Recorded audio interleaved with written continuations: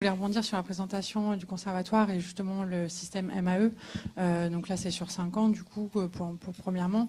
On voit que c'est des mesures qui, au final, compensent un peu le moindre productivité, entre guillemets. Ça sous-tend que ces milieux sont un peu moins productifs, donc on compense le fait que ce soit moins productif.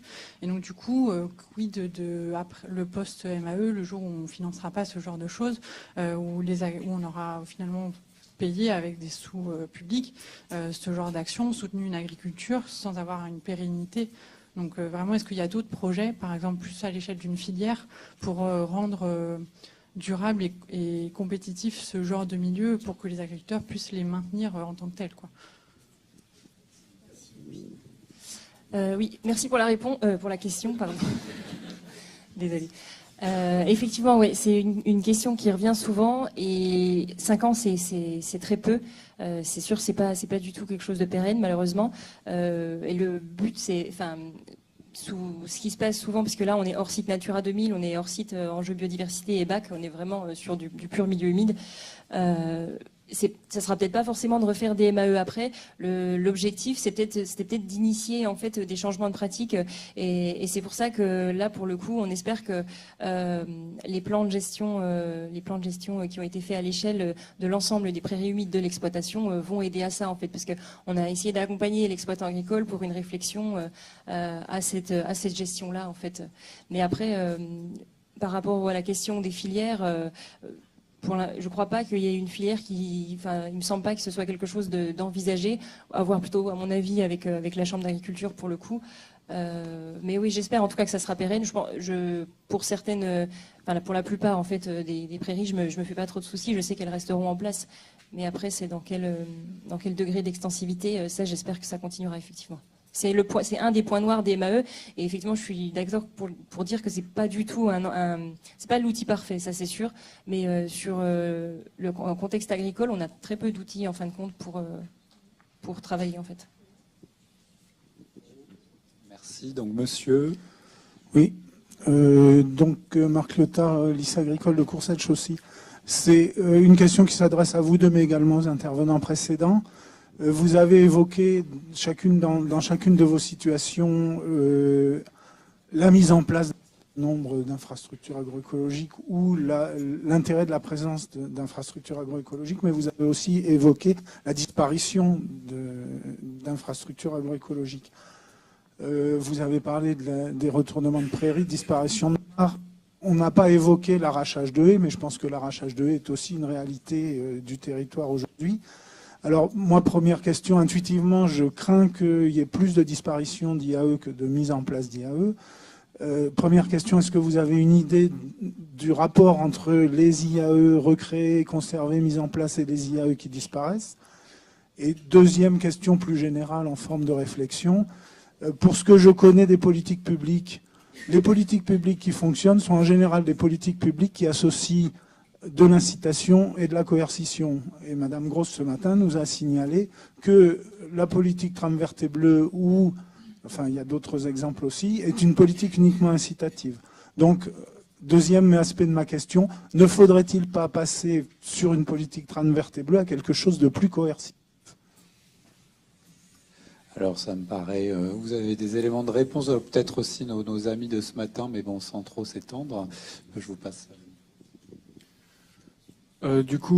Par rapport à tout ce qui est perte de haies et création, pour les pertes, je peux parler un peu à l'échelle de Sévrienne, où sur des secteurs qu'on a pu étudier, ça peut varier. Alors c'est très variable d'un endroit à l'autre, mais en moyenne, on estime entre 30 et 40% de perte de haies, avec des zones où on a perdu 80%, puis d'autres 10%, quoi. Donc voilà, après pour ce qui est de la recréation, je suis pas le mieux placé. Je pense que comme Promet pourrait peut-être apporter des éléments, mais je suis pas sûr que ça soit compensé, loin de là. Et les arrachages de haies, moi je les vois encore, j'en ai vu un encore la semaine dernière, des comblements de mares, ça continue. Donc, et du coup, un aspect moi qui me paraît important à souligner, c'est et qui rejoint un peu ma communication, c'est que quand on recrée des haies, donc il y a le quantitatif, donc il y a le linéaire, mais il n'y a jamais le qualitatif et le qualitatif, il va mettre des centaines d'années à se remettre en place, quoi. Et ça, c'est... Enfin voilà, on ne peut pas le compenser en linéaire, ce qu'on perd en... Voilà, c'est... Quand on perd une haie qui a plusieurs centaines d'années, c'est pas en recréant le même linéaire qu'on va réinstaurer les mêmes fonctionnalités, quoi. Et ça, c'est pas pris en compte. Il y a vraiment une réelle urgence, je pense, à protéger l'existant déjà. C'est vraiment, mais c'est complexe. Merci pour ces éléments de réponse. Moi, j'aimais bien aussi ce que nous disait Thierry Guéhennock ce matin. L'objectif, c'est peut-être pas de restaurer, de refaire le bocage d'hier.